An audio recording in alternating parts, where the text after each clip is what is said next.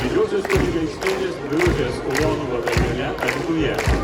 Orkestras tęsia ulonų pulko orkestro tradicijas, kurios Alytuje puoselėjamos jau nuo 1926 metų. Orkestras yra atstovavęs Lietuvai 14 tarptautinių festivalių užsienyje.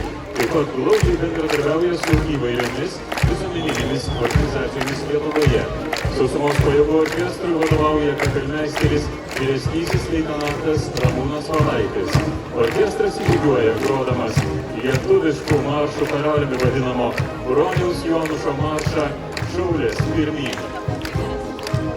The Lithuanian Land Forces Band. The orchestra is led by Kapellmeister Senior Lieutenant